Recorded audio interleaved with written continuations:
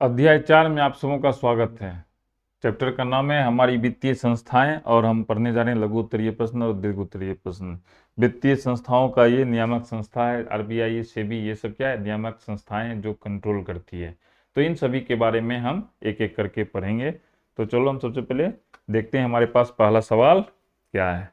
पहला सवाल है वित्तीय संस्थान से आप क्या समझते हैं, जिसको हम पढ़ रहे हैं। तो कहता है वित्तीय संस्थान, वित्तीय यानी वित्त, वित्त बोले तो पैसा, यानी पैसा से संबंधित संस्थान। तो संस्थान जो होता है वो ऋण और साख प्रदान करती है, जैसे कि बैंक, जैसे कि बैंक। क्लियर हो गया।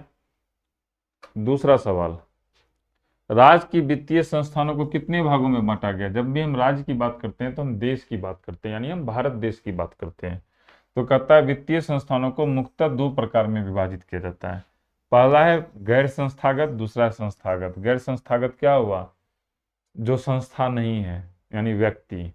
उदाहरण के लिए ग्रामीण महाजन होता है ना, सूदखोर, सूद पे जो पैसा लेते हैं, तो ये सब क्या है, गैर संस्थागत है, यानी इसको सरकार की मान्यता नहीं है। और जिसको सरकार की मान्यता है उसको हम संस्थागत करते हैं। इसमें सहकारी बैंकों को माना जाता है या बैंक को माना जाता है, व्यावसायिक बैंक, प्राइवेट बैंक, निजी बैंक, ये सबको सरकार की मान्यता है।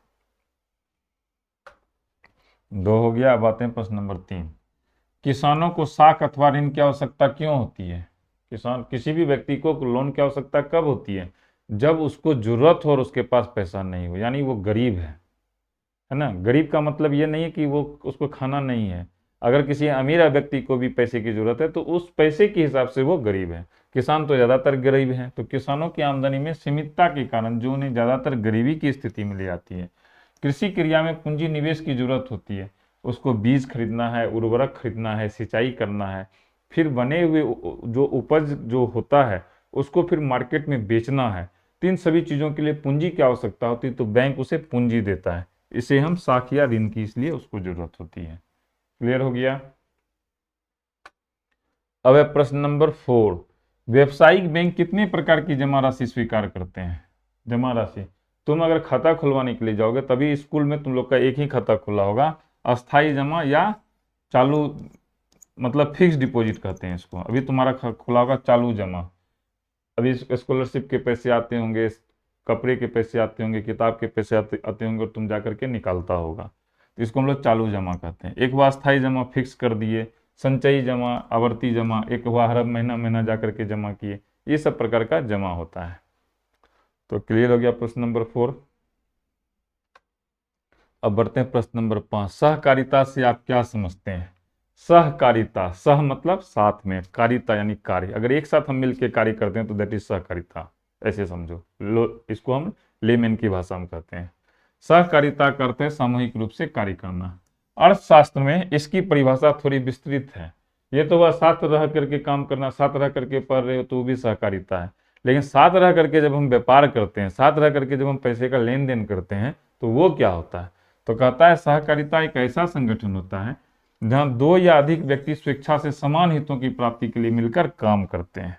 अब क्या हुआ, सहकारी बैंक है ना, बहुत सारा किसान मिलकर के अपना एक बैंक बना लिया, तो डेट इज सहकारी बैंक।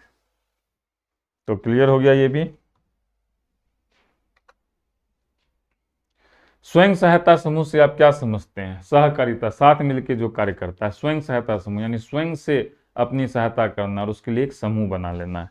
जीविका इसका बेहतरीन उदाहरण है। जब 15 से 20 महिलाएं, पुरुष भी एकत्र होकर एक समूह बनाती है जो अपनी बचत के पैसे और बैंकों से प्राप्त छोटे छोटे कर्जों की मदद से परिवार की जरूरतों को पूरा करती है, साथ ही ग्रामीण विकास और महिला सशक्तिकरण में महत्वपूर्ण भूमिका निभाती है।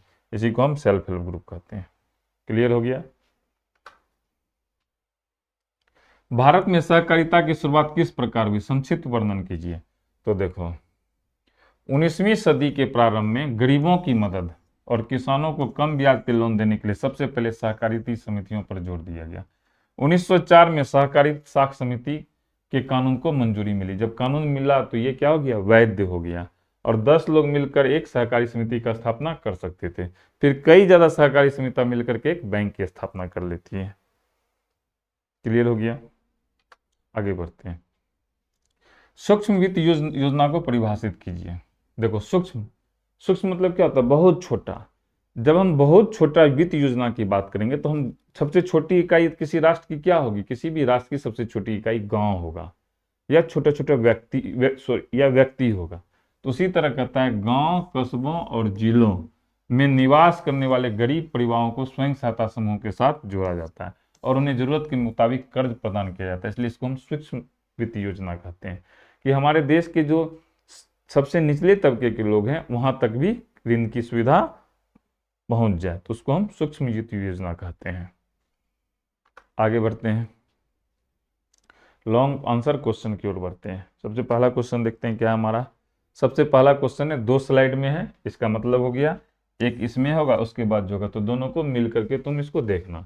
कहता है राष्ट्रीय वित्तीय संस्थान किसे कहते हैं, इसे कितने भागों में बांटा जाता है, वर्णन करें। कहता है वे संस्थान जो पूरे देश के लिए वित्त प्रबंधन का कार्य करते हैं उन्हें हम राष्ट्रीय वित्तीय संस्थान कहते हैं। राष्ट्र शब्द जुड़ गया ना, तो पूरे देश के लिए, वित्तीय मतलब वित्त यानी पैसा, और संस्था यानी पूरे राष्ट्र के में जो पैसे को बंटवारा करेगा उसका जो प्रबंधन करेगा उसको हम राष्ट्रीय वित्त संस्थान करेंगे। इसको हम 2 तरीके से बांट सकते हैं, भारतीय मुद्रा बाजार और पूंजी बाजार।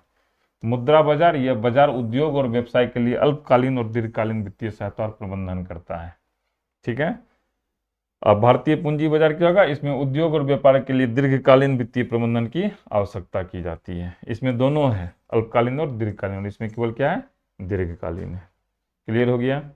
इसका दूसरा पार्ट देखते हैं, ये तो हमारा हो गया पार्ट 1 हो गया, तो पार्ट 2 में आते हैं। भारतीय पूंजी बाजार को 2 क्षेत्रों में विभाजित किया जाता है। मुद्रा बाजार के बाद आया पूंजी बाजार। पूंजी बाजार को हम 2 क्षेत्र में बांटते हैं। संगठित क्षेत्र, इसमें वाणिज्यिक बैंक आते हैं, निजी बैंक आते हैं, सार्वजनिक बैंक आते हैं और कई बैंक हैं। और असंगठित क्षेत्र जिसमें ग्रामीण किसानों को अल्पकालिक ऋण प्रदान करता है, जैसे गांव में ग्रामीण महाजन होते हैं ना, सेठ साहूकार होते हैं, बिल्कुल वही सब चीज। तो प्रश्न नंबर 1 को हमने क्या किया, कंप्लीट कर लिया। अब हम चलते हैं प्रश्न नंबर 2 की ओर। देखते हैं प्रश्न नंबर 2 क्या है हमारे पास। गुड। राज्य स्तरीय संस्थागत वित्तीय स्रोत के कार्यों का वर्णन करें। अब जो राज्य में जो वित्तीय स्रोत का जो संस्थागत है, संस्था है, उसका कहता है कार्य का वर्णन कीजिए। तो सबसे पहले हम ये लिखेंगे कौन सब संस्था है। तो संस्था कौन है, सहकारी बैंक है, प्राथमिक सहकारी समितियां, भूमि विकास बैंक है, व्यावसायिक बैंक है और क्षेत्रीय ग्रामीण बैंक है। अभी ग्रामीण बैंक बिहार में क्या है, दक्षिण ग्रामीण बैंक और उत्तर बिहारी ग्रामीण बैंक को मिलाकर के एक बैंक बना दिया गया है। ठीक है। इन संस्थाओं के कार्य देखो इस प्रकार है। सहकारी बैंक, यह बैंक अल्पकालीन, मध्यकालीन और दीर्घकालीन ऋण की सुविधा प्रदान करते हैं। केंद्रीय सहकारी बैंक और राज्य बैंक का देखो जो इस बैंक का काम है, ये लगभग सब बैंक का सेम ही काम है, तो इसका हम लिख लेंगे सहकारी बैंक का। आते हैं प्राथमिक सहकारी समितियां, तो बैंक था, यह कृषि क्षेत्र में ज्यादातर होता है। तो कृषि क्षेत्र में किसानों को अल्पकालिक ऋण देकर उनकी आवश्यकताओं की पूर्ति करते हैं। भूमि विकास बैंक, ये भूमि के विकास कार्यों के लिए, बहुत बार होता है ना, कोई भूमि है उसमें उपज नहीं हो सकती है, तो भूमि विकास बैंक बनाया गया जो कि भूमि के विकास के लिए ऋण प्रदान करते थे, इसलिए हम इसको भूमि विकास बैंक कहते हैं।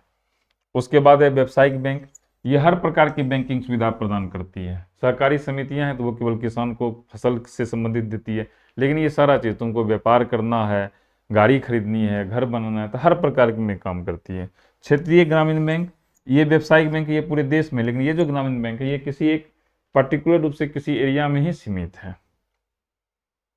तो समाप्त हो गया ये प्रश्न नंबर। प्रश्न नंबर 2 भी समाप्त हो गया, 2 स्लाइड में है। अब आते हैं हम प्रश्न नंबर 3 में।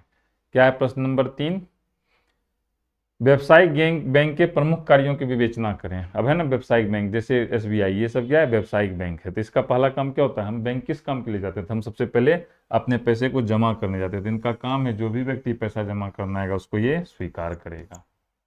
ठीक है। और स्वीकार करने के बाद ये ध्यान रखेगा कि जो व्यक्ति उनको पैसा देता है उसकी बचत सुरक्षित रहे, यानी कोई गलत व्यक्ति जाकर के पैसा नहीं निकाल ले या उनका एम्प्लॉय ही फ्रॉड नहीं कर ले।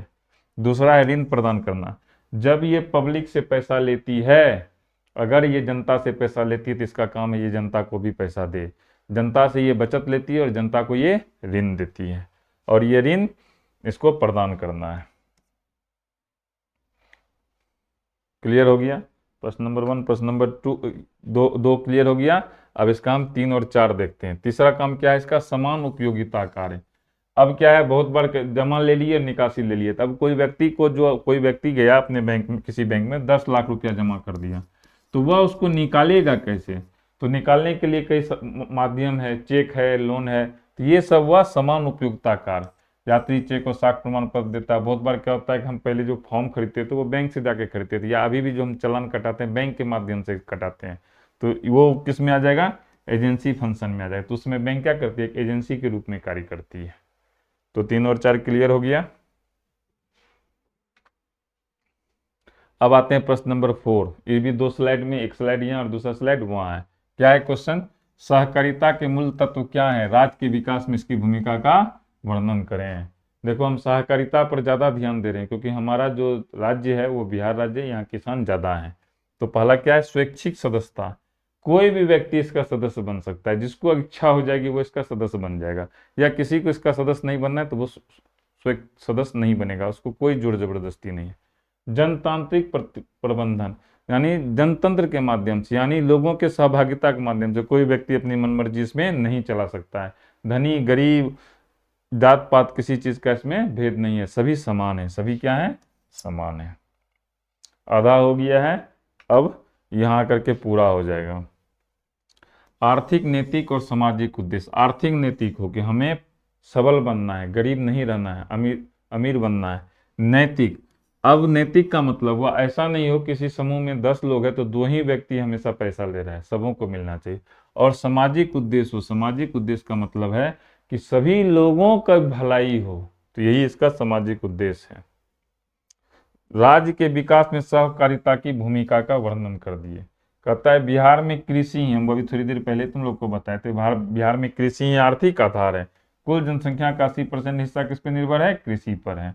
तो ऐसे के लिए, और अभी भी किसान यहाँ पर मानसून पर निर्भर है, तो ऐसी स्थिति में क्या होगा, अगर सहकारिता होगा, लोग एक सहकारी बैंक अच्छी काम करेगी, लोग मिलजुल करके एक दूसरे का साथ देंगे, तो राज्य का क्या होगा, विकास होगा। तो क्लियर हो गया प्रश्न नंबर 4। अब हम चलते हैं प्रश्न नंबर 5 की ओर। कहता है स्वयं सहायता समूह में महिलाएं किस प्रकार अपनी अहम भूमिका निभाती है। जीविका, जीविका में महिलाएं हर चीज करती है, बैठक करती है, एक दूसरे को ऋण प्रदान करती है, बचत लेती है, अब मधुमक्खी पालन करती है, कपड़ा बनाती है, सब चीज करती है। और आज बिहार में जितने भी उद्योग धंधे हो रहे हैं सब जीविका के माध्यम से हो रहा है। तो वही चीज है, अपना खाली समय का उपयोग क्या करती है, परिवार की आर्थिक स्थिति में सुधार लाने हेतु प्रयत्नशील होती है। महिलाएं उत्पादन, विपणन और आर्थिक प्रबंधन के कार्यों में सक्रियता से हिस्सा लेती है। ये बहुत अच्छा चीज है। मैंने बेगूसराय जिले में बहुत अच्छे तरीके से जीविका को देखा है, मुझे काम करने का भी काफ़ी मौका मिला वहाँ। ये जीविका देश की गरीबी, बिहार की गरीबी को दूर कर चुकी है और महिलाएं बहुत अच्छे से काम कर रही है। आगे बढ़ते हैं।